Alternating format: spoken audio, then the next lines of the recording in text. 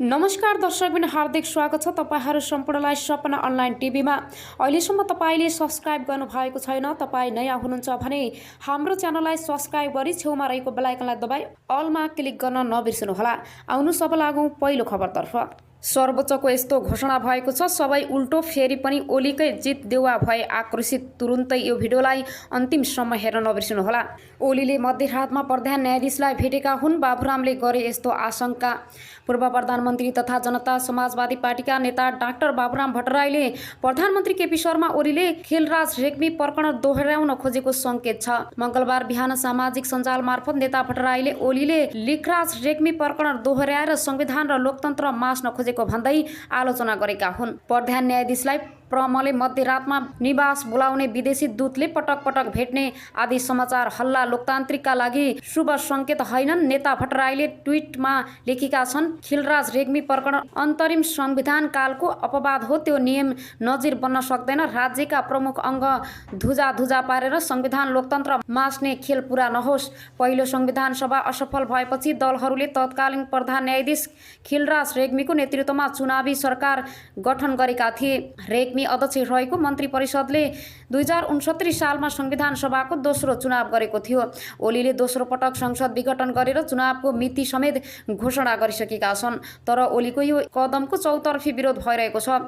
सबै प्रमुख राजनीतिक दल सहित प्रधानमन्त्री ओली अध्यक्ष रहेको एमालेको माधव नेपाल खेमाल समेत प्रधानमन्त्रीको यो कदमको विरुद्धमा उभिएका छन्। यसैगरी आउनु सब अर्को न्युजतर्फ लागौं। पूर्व प्रमुख निर्वाचन आयुक्तहरूले भने मतदाता लक्षित कार्यक्रम बजेटमा नराख भनेर भनेका छन्। पूर्व प्रमुख निर्वाचन आयुक्तहरूले मतदानलाई प्रभाव पार्ने खालको कार्यक्रम बजेटमा नराख्न आग्रह गरेका छन्। बिहिबार पूर्व निर्वाचन आयुक्तहरू सूर्य प्रसाद श्रेष्ठ, भोजराज पोखरेल, नीलकण्ठ उप्रेती, डाक्टर आयुधि प्रसाद यादव र कार्यवाहक प्रमुख निर्वाचन आयुक्त दोलख बहादुर गुरुङले विज्ञप्ति जारी गर्दै यस्तो आग्रह गरेका हुन्। उनीहरूले 2078 साल कार्तिक र मङ्सिरमा प्राप्त विधि प्रतिनिधि सभाको निर्वाचन गराउने भूमिकामा रहेको वर्तमान काम चलाउ सरकार आगामी आर्थिक वर्षको बजेट ल्याउँदा त्यसमा समेटिने कार्यालयले स्वच्छ, स्वतन्त्र र निष्पक्ष निर्वाचनलाई प्रभावित बनाउने गरी ल्याउनु पर्नेमा जोड दिएका छन्। निर्वाचनको लागि समान प्रतिस्पर्धाको सिद्धान्त भित्र रहे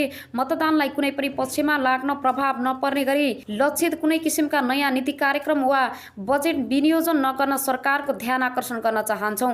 विज्ञप्तिमा भनिएको छ, यस विषयमा आफ्नो संवैधानिक दायित्वको ख्याल गरी निर्वाचन आयोगले सम्बद्ध पक्षलाई समयमा नै सजग गराउनेछ भन्ने हामीले विश्वास लिएका छौँ। यिनै 4 पूर्व प्रमुख निर्वाचन आयोगकर्ताहरूले यसअघि पुस 4 को संसद विघटनमा पनि विरोध गरेका थिए। यसैगरी आउनु सब अर्को न्युजतर्फ लागौं। पार्टी एकता जोगाउन अन्तिम क्षणसम्म प्रयत्नरत छौं, गोकर्ण विष्ट। नेकपा एमाले नेता गोकर्ण विष्टले पार्टी एकता जोगाउन अन्तिम क्षणसम्म प्रयासरत रहेको बताएका छन्। बिहिबार नेता विष्टले ट्विट गर्दै नेकपा एमाले र जनसंगठनका सबै तहका कमिटीहरूलाई 2074 जेठ 2 को पूर्ववत अवस्थामा फर्काएर पार्टी एकतालाई जोगाउन अन्तिम क्षणसम्म इमानदार प्रयत्न रहने उल्लेख गरेका छन्। बुधबार माधव नेपाल पक्ष 24 नेताले संयुक्त व्यक्त जारी गर्दै प्रधानमन्त्री एवं पार्टी अध्यक्ष केपी शर्मा ओलीले चालेका असंवैधानिक कदम विरुद्ध एकताबद्ध सङ्घर्ष अपरिहार्य रहेको विज्ञप्तिमा हस्ताक्षर गरेका विष्टले 2074 जेठ 2 मा फर्किएर पार्टी एकता गर्ने बारेमा आफूहरू अन्तिम समयसम्म तयार रहेको स्पष्ट पारेका हुन्। एमालेमा नेपाल समूहले सर्वोच्च अदालतको 23 फागुनको फैसला अनुसार पार्टी र संगठनलाई 2 जेठ 2074 को स्थितिमा सञ्चालन गर्नुपर्ने माग गर्दै आएको छ।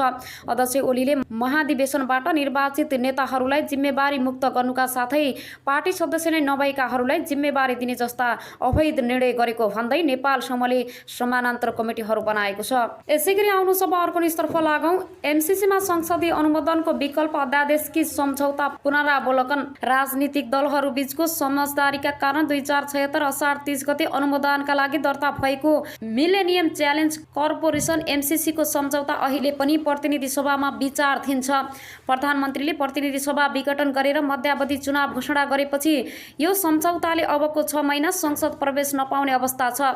तर वर्तमान चुनावी सरकारले भने एमसीसीलाई अघि बढाउने गरी विकल्प खोज्ने तयारी गरेको छ। एमसीसी सम्झौता तत्काल संसदबाट अनुमोदन नहुने भएपछि यसलाई अगाडि बढाउने अन्य के विकल्प हुन सक्छ भन्ने विषयमा छलफल सुरु भएको छ। संसदबाट अनुमोदन गराउने प्रावधानको विकल्प ठ्याक्कै के हुन्छ भने यकिन नभए पनि छलफल सुरु भएको सरकारी अधिकारीहरूले जनाएका छन्। यस सम्बन्धमा अमेरिका स्थित नेपाली दूतावासले एमसीसीका प्रतिनिधिहरूसँग परामर्श गरेको छ।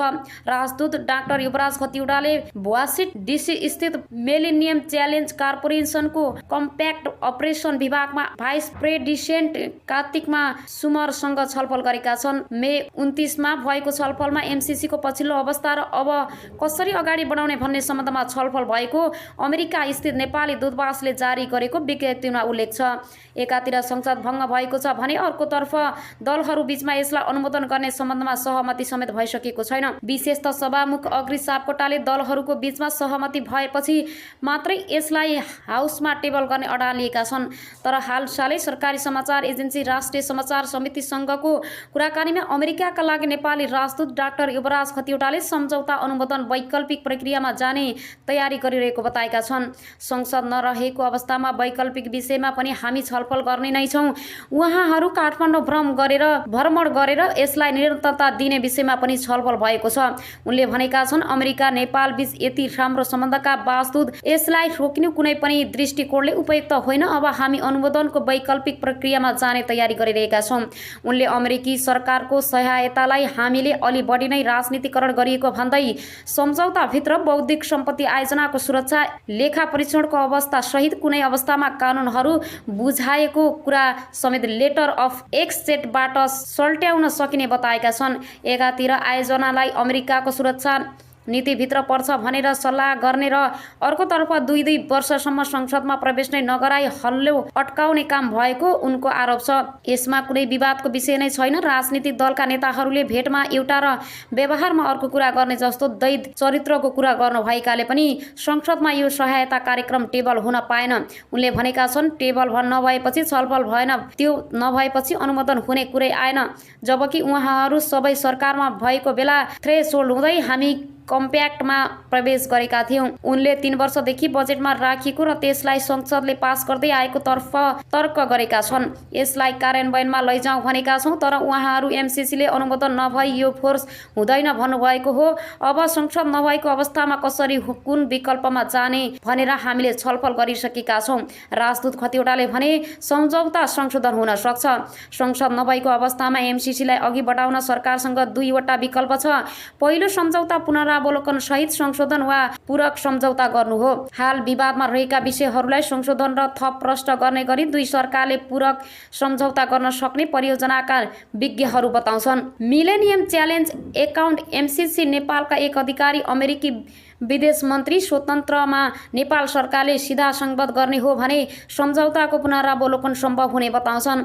आयोजनाको कार्यान्वयनलाई प्रभावकारी बनाउन एमसीसी सम्झौताका प्रावधानहरू नेपालको कानुनसँग बाँधिएका सम्झौताकै प्रावधान लागू हुने व्यवस्थाका कारण मात्रै यसलाई संसदमा लैजानु परेको हो। ती अधिकारी भन्छन्, अमेरिकी सरकारलाई नेपालमा हुने सरकार परिवर्तनले सम्झौताका प्रावधान लागू गर्न समस्या नपर्ने विषयमा विश्वस्त पार्न सकियो भने यसलाई संसदबाट पास गर्नु पर्दैन। ठूलो राजनीतिक परिवर्तन हुँदा पनि दोस्रो पक्षसँग गरिएका कुनै पनि सन्धि सम्झौताबाट नेपाल पछि नफर्केको र कार्यान्वयनमा प्रतिबद्ध रहेको दर्जनौं उदाहरण रहेको भन्दै उनले त्यसलाई तथ्यमा रूपान्तर राखेर एमसीसीसँग संकलन छलफल गर्नुभएको बताए। नेपालकै आयोजना कार्यान्वयनमा प्रतिबद्धता जनाउन सकेमा संसदबाट पारित गर्नुपर्ने बाध्यतात्मक व्यवस्थामा अमेरिका लचिलो हुन सक्ने ती अधिकारीको भनाइ छ। 1940 मा तत्कालीन इस्ट इन्डिया कम्पनीसँगको भएको अपमानमा सन्धि समेत नेपालले पालना गरिरहेको छ। थुप्रै दाँतसँग भएको सम्झौताको कार्यान्वयन र ऋण ब्याज फिर्ता समेत नेपालले प्रतिबद्धता अनुसार नै गरिरहेको छ। उनी भन्छन्, एमसीसी 5 वर्षमा सकिने अनुदानको सम्झौतालाई संसदमा नलगी कार्यान्वयन गर्न नसकिने होइन।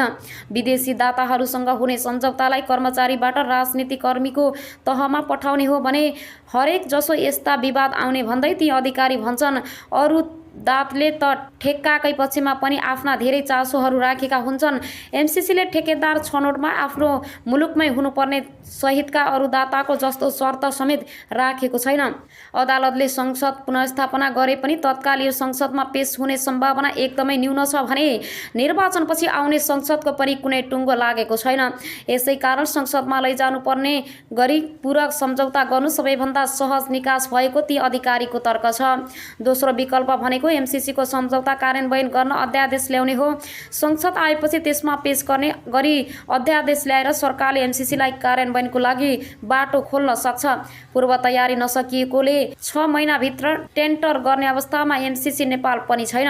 अध्यादेशको विकल्पमा गएर आयोजना कार्यान्वयनमा थप जटिलता आउने एमसीसी नेपालका एक अधिकारी बताउँछन्। अहिले सत्तारूढ दलका संसदहरूले नै सम्झौतामाथि प्रश्न उठाएर फिल्डमा नआउनुस् भनिरहनु भएको छ। उनी भन्छन् अध्यादेश ल्याएमा एमसीसी बारे थप भ्रमहरू पैदा हुन्छ, जसले जनस्तरमै पनि यसको थप विरोध चर्किने सम्भावना छ।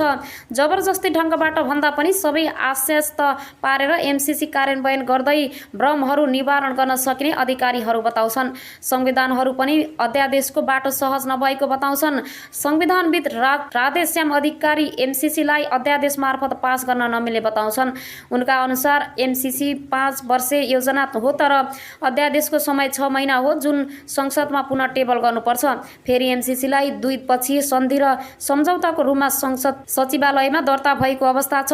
अधिकारीले भने त्यसैले एमसीसीलाई अध्यादेशबाट अगाडि बढाउन मिल्छ जस्तो लाग्दैन।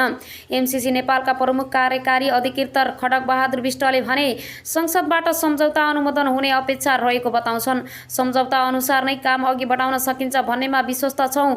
उनले भने हामी अहिले योजनाको पूर्व तयारीको काम गरिरहेका छौँ। एमसीसी अन्तर्गत बन्ने 400 केभीको प्रसारण लाइभ निर्माणका लागि मन्त्री स्तरीय निर्माणबाट 2078 साल वैशाख 26 गते विद्युत प्रसारण लाइनको वातावरण प्रभाव मूल्याङ्कन प्रतिवेदन पारित हुने भएको छ। अब कार्यस्थलमा गएर रूट गणना गर्ने काम सुरु हुनेछ। जग्गा अधिग्रहणका लागि प्रक्रिया अघि बढे पनि काम सकिएको छैन। जग्गा अधिग्रहण सकिएपछि आयोजनाको लागि टेन्डर आह्वान गर्नुपर्ने हुन्छ, तर एमसीसी संसदबाट अनुमोदन नभई स्रोत सुनिश्चित नहुने भएकोले टेन्डर गर्न बाध्य छ। यसैगरी फेरि पनि तपाईँहरूको माझमा नयाँ न्युजहरू ल्याएर उपस्थित हुने नै छु। सपना अनलाइन टिभीलाई लाइक, कमेन्ट, शेयर, सब्सक्राइब गरी साथै छेउमा रहेको बेल आइकनलाई दबाई अलमा क्लिक गर्न नबिर्सनुहोला भन्दै अहिलेलाई भने तपाईँहरूको माझबाट बिदा हुन चाहन्छु। हस्त नमस्ते।